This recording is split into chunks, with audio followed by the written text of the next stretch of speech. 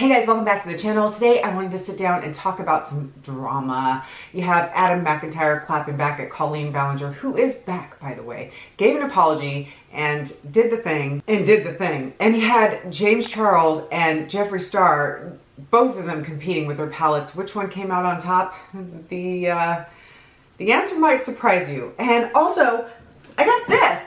It's not a review on this, but my hair is so poofy right now. I'm like learning how to use it, and I like it, but I'm still kind of new. So if my hair looks like a giant like football on my head, it's a learning curve, and I'm learning. So we're gonna hang out, have a chat. If that sounds cool, stick around because I'm about to get into it. But before I do, if you haven't already, you know the drill. Like, subscribe, come hang on my channel. It'd be really great to have you here. With that being said, let's get into today's video. So I've been posting a lot of shorts lately, and I did do a video talking about, you know, small channels and how it would be really nice for YouTube to show a little more support for said channels, and how I've kind of been on my own little personal crusade with that. And it hasn't been very fruitful, but I feel that at least I've, you know, done something. But in all of that, there's been so much going on that I've wanted to sit down and talk to you guys about. The main thing that I want to get into is the whole Colleen Ballinger and her so-called apology, and Adam McIntyre and his response to her, which was pretty well done, I have to say. I did do a short video on it, but, you know, as someone had pointed out to me, she does have a charity, and this is a time where most larger channels or people who have like monetization are going to post more because you make more AdSense during this time. Well, Adam McIntyre also made a point as to why she would pick this calculated time to come back, is that's because within a 6-month period, if you go past that time, YouTube will demonetize your channel if you are monetized. So she kind of had to come back, and I think from what many people are saying, she also had to come back. She probably needs to pay some rent. Hello everybody. Sorry I've been gone for so long. I've really missed this. I've missed talking to everyone every single day. Obviously, the last video that I posted on here, it's really embarrassing, to say the least. I was being accused of some pretty awful things, and I just was mad, and I should have handled that situation with maturity and empathy, but instead I just let my ego take over.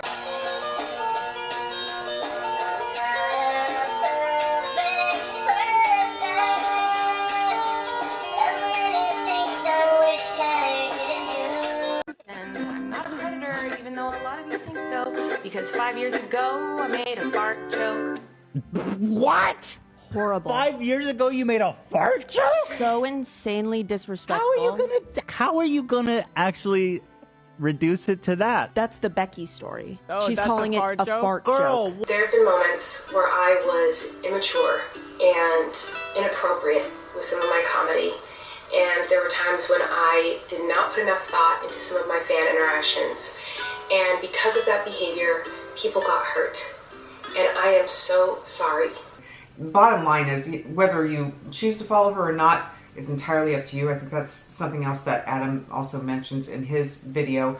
Entirely up to you, and if, you know, your parent and your kid likes watching her and, you know, the whole deal, just be aware that she is someone who has done a lot of problematic things, who is been proven to be that's something to be aware of if you know, want to let your kids continue watching her. But she is back to vlogging, and she had posted a video called Fall Vlog, and I wonder if she used the word fall because she's like fallen out of, you know, grace with, you know, her subscribers and people here. I don't know. Interesting that she would use the word fall, because she did have quite the fall, I think, in my little opinion here. And she basically does this blanketed statement, you know, saying she's in therapy, saying that, you know, which is great. I'm all for talk therapy. I think it's very healing. But she's just basically saying, hey, you know, I made a mistake, and if you can give me a chance, I'm gonna do right, and I'm gonna, you know, get better and grow and learn and all this stuff, and now go look at my chickens. Let's go hang out and check out the farm. The whole apology left a lot to be desired. There was no targeted apology. There was no I'm sorry Adam. There's no I'm sorry Trisha Paytas, who hasn't said anything as of yet when I'm filming this. Nothing has come out from her. But Adam, like I said, had responded to her apology. She just wanted to just put it out there. I don't think that there was really a genuine, sincere feeling behind the apology. To me, it felt like, well, this is what I have to do, point A to get to point B, so let's just get this part done so we can, you know, go on, and whoever wants to watch will watch so I can make money and keep posting and get this down the road. It wasn't really anything that was very sincere, truly, in my opinion, because I watched it. I watched it 3 hours after it came out. I was like, oh, this is happening. Okay, so let's see if she's back. Really quickly too, but again, understandable. It is the holidays. I can see why she would want to, go ahead and do that. Another thing he had mentioned is that she had posted at a time where it'd be difficult for someone like Adam to, immediately clap back because he's out living, his life doing his thing, and the hour was late in the evening there or whatever when she had posted it. Plus, it's around the time that, most people who are in journalism, they take the weekend off, so she had chosen the right time to go ahead and post this to give it time to marinate, to give people an opportunity to listen to her video and hopefully, win them back over to her side. Not to mention that the comments were heavily, heavily filtered. I mean, there is no way after all of this. I think I saw another video where someone was pointing out the like to dislike ratio, and the dislikes were really freaking high. Now, you can't tell me that it's going to be all sunshine and rainbows in the comments when you have a bunch of dislikes as opposed to likes. So I really feel like someone is in there. If it isn't Colleen, someone that works for her is going through all of it and getting rid of all the negative comments and leaving the most positive ones for people to read because she wants to be cast in the best light possible. Again, not really taking full accountability, not really trying to face the repercussions. She's just putting it out there because it's like the PR thing to do, not because it's anything that she really feels the need to do. I don't really see or feel any growth coming from her. I really don't. I think that she's just going through the motions. And Adam had also mentioned in his video that this is pretty much verbatim to an apology she had made back in 2020 when she was being canceled. And it's, if anyone knows, it would be him. If you are not fully persuaded by what I'm saying and you believe Colleen Ballinger, I want to redirect your attention to her 2020 video, which has obviously now been debunked, which was her apology video, in which she turned the entire internet against me. She said the same thing. I will learn. I will do better for those who want to be a part of my internet journey. This is literally word for word what she said last time. And we're all aware now, it took a lot of people many years later to see it, that she was lying through her teeth. I would really like to get your guys' opinion on this. Do you feel like you could find yourself supporting Colleen in all of this? Do you think she should just go away? I had someone, when I posted on TikTok, say, in the comments, just go ahead and let her live. It isn't that I'm not trying to, not let her do her thing, but it would be silly of me to not say, hey, listen, let's all just be aware of who we're dealing with if we're going to support. Know who you're supporting. It's especially these big channels. She's going to make a ton of money, and do we really want to support that? Someone who's wanting to send explicit photos to young people and have that kind of bad behavior. Is that really what we want to support? Because I'm thinking that it's not. And like I said, the apology was really lacking. It was lacking sincerity, and it was lacking accountability and the directness that I think that it needed and was warranted for the people who really were hurt by her and really had to go through their own therapy and grow and be able to navigate what they witnessed at such a young age and what they had to go through. And Trisha, who thought that was her friend and still calls her out here and there on her channel. I mean, I'm sure that video is going to come up, and I will be watching because I'm nosy and I want to know what's going on. But I want to know what you think. Let me know in the comments, and let's just go ahead and chat about it. The next thing that I want to talk about is Jeffree Star and James Charles. Now, I know I'm a little late to the game, but Jeffree Star posts his Scorpio palette on his birthday, November 15th, and James Charles posts his basic, is that what it's called? The basic palette? Either way, both are going to be up here for you guys to see. Well, I think they did it the day prior. They went live on TikTok, both of them at the same time on TikTok Shop. And Jeffree Star, his palette, oh wow, it says, yeah, 257 sold for the Jeffree Star palette. I just wanted to show you guys James Charles palette, the Basics palette, I think is what it's called. So let's go into the shop. 5,744 for his basic palette. I keep doing the glare, but that's what happened on TikTok Shop for him. Clearly, James Charles is the winner in this eyeshadow battle, whatever you want to freaking call it. I do want to get into the reason why I think this is happening really quickly, but I also want to get into this.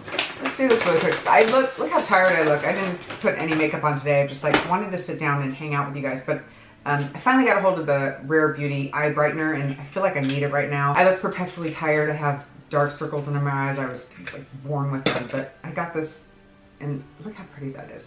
And it's an eye brightener. It's not a concealer, I don't think. I think it's just to help, like the Charlotte Tilbury kind of deal. Look how cool that is. Little metal applicator. So if you put the palettes side by side, and let's go ahead and do that.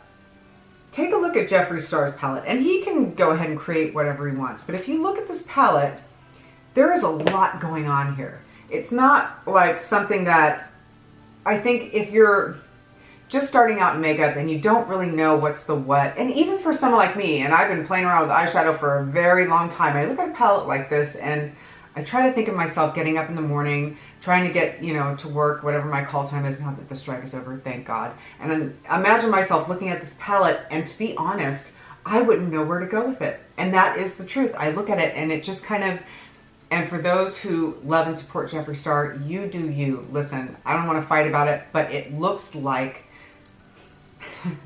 it looks like some kind of crocheted Afghan, I don't know, one of them old crocheted blankets. It's got like, it's screaming circus. It's all over the place. It's so busy, pops of reds and blues and teals, and there's nothing really cohesive about the palette. Nothing about it that speaks to me on a level of like, this is going to be functional. This is going to be something that I can like do something really cool with. I don't feel inspired by it. I find it, that worked really well. Wow, I love that. Just a little dab of, not sponsored, but I wish I was. This is great. I look so much more awake. It's got a nice shine to it. Kind of reminds me a little bit of the Charlotte Tilbury, the Flawless Filter from Charlotte Tilbury. It has a nice little glow and just makes it look a little bit brighter so I don't look like I haven't slept in 20 years. I slept, but this is just me, like all the time. I always have this. I can't help it. I was born this way, Lady Gaga.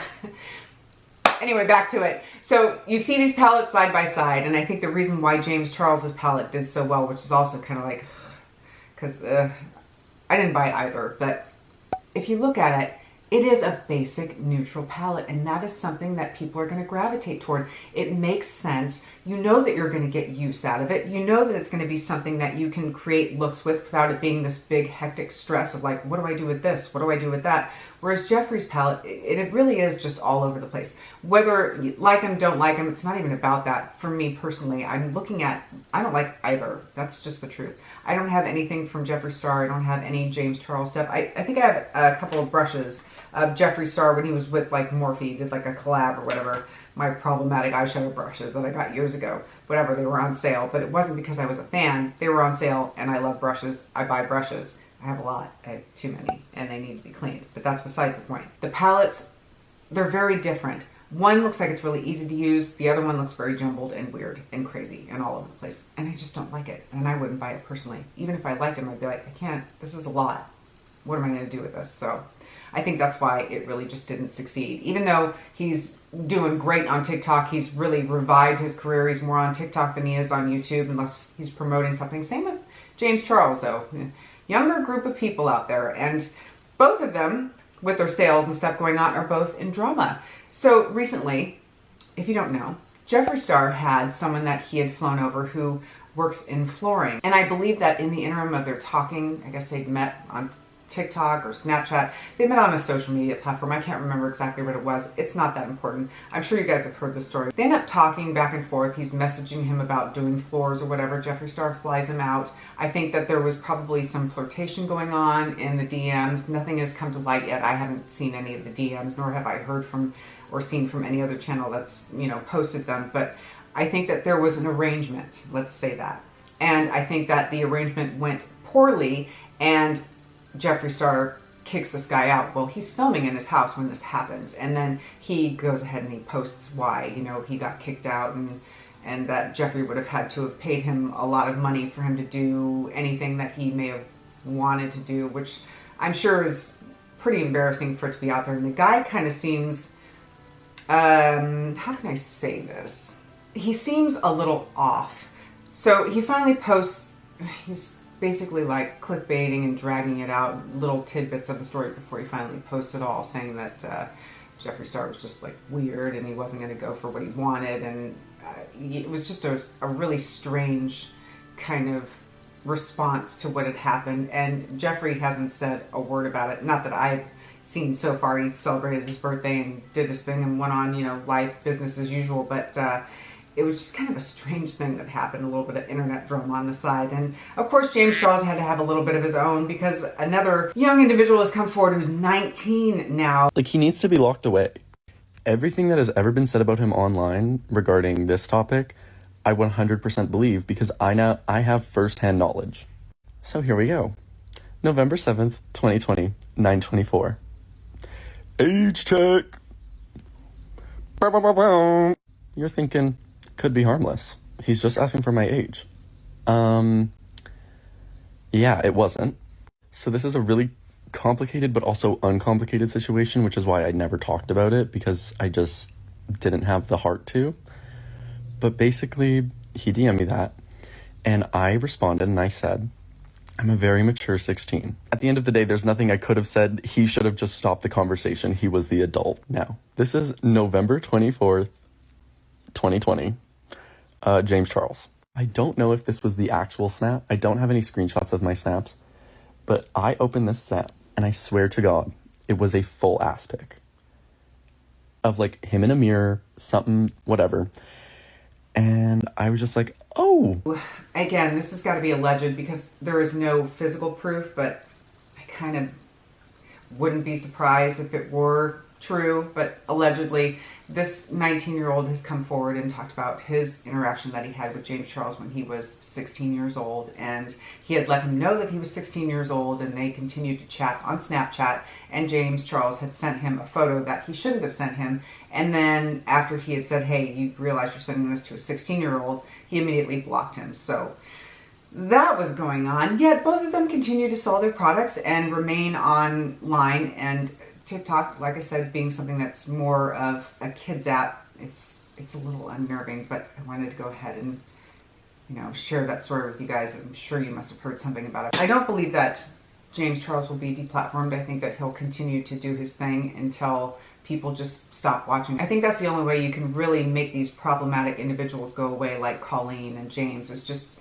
to stop watching them, and Jeffree's caused many problems too. So, I mean, let's be real. He's done a lot of stuff that's been, not that great. I don't know how else to put it, but yeah, the only way you can do it is by not watching. And I also feel like Jeffree's brand has kind of gone down quite a bit. I remember there was a time when he would put something out from his makeup line and it would just be immediately sold out. It's just immediately gone, just gone. That's just how it was. And it's the economy and all that, and things taking a turn, and makeup not being like the prime deal, not as much, but it's still kind of going. I mean, I still find an interest in it, and I know that there are several people who do, so I don't know.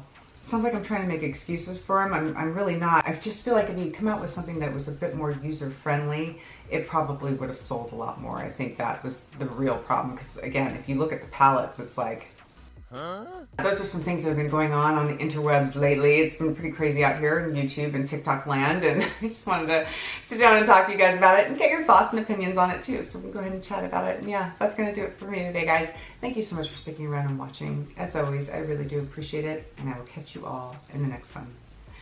Bye!